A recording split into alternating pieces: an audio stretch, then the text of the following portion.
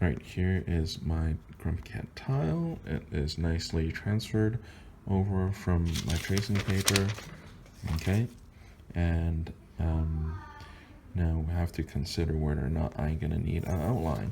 Now for me, the biggest problem with Grumpy Cat is her muzzle and her neck is the same color. Other than that, there's not much overlap in colors. So for me, I am gonna add I'm gonna add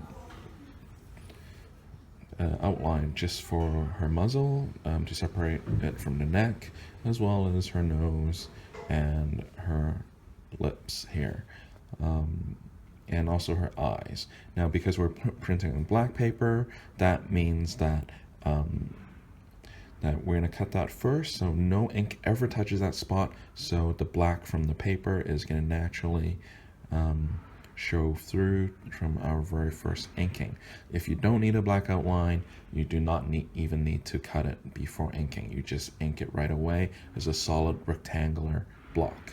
Okay, and without further ado, let's get started. Okay, so these are the tools we need. We have two different carving tools, and I'm going to show you the difference. Okay, now the first one, the red one, is, you can see that it is a V shape. Okay, so what that means is it's great for thinner lines.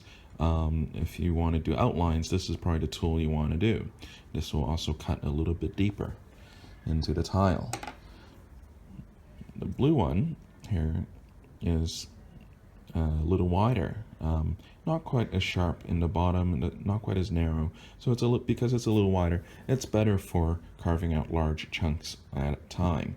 So if you have a shape that you want to carve out completely, use this one instead. But this, because it's such a wide angle, you don't want to use it for outlines because it'll be very hard to gauge where the edge is when you're carving.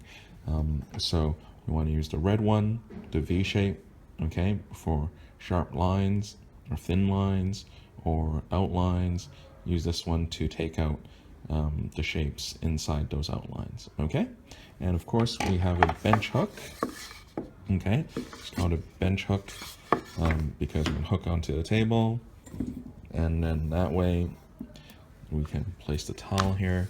It will stop it from sliding, and it also helps prevent accidents. Okay. Now, so as you can see, we're almost ready to start carving. The only parts that I really want is gonna be the mouth, the nose, the neck, and the eyes. All right, let's get started.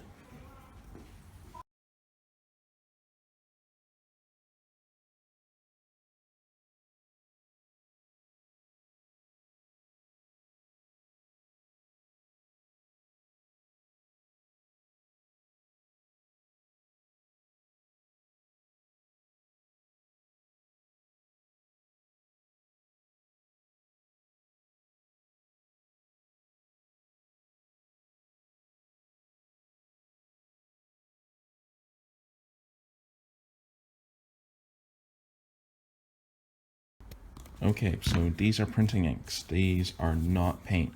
Do not mix them up. Okay, and we are going to squeeze them out on an acrylic board. So your teacher should have an inking station set up for you. And that way you can start getting ready. Now, if the ink has not been squeezed out yet, you should squeeze it out yourself. Squeeze out about the same as this much. Roughly about the same as from your knuckle of your thumb to the tip of your thumb, about that much, okay?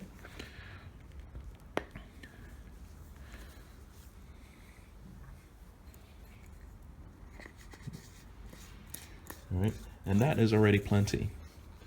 That should be able to do one whole print.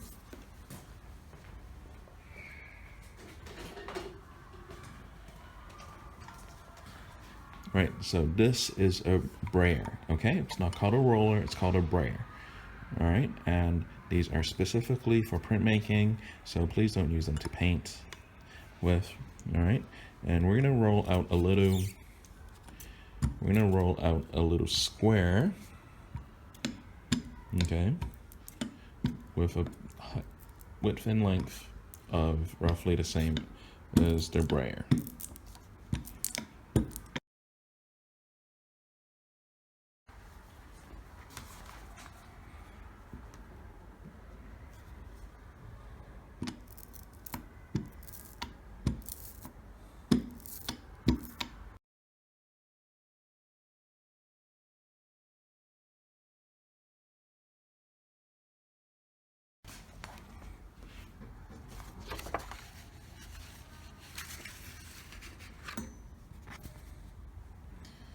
All right, ready for our very first print.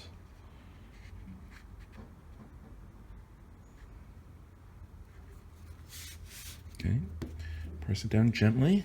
Don't shift it, don't lift it again. Once you put it down, if it is a little bit off-center, that's no problem. We can cut it out and trim it to make it look more centered. And now you need to grab a tool with a round bottom and just give it a little press, okay? You can use a spoon or anything else you like. Okay, it looks like it's ready. So let's peel off and see the results.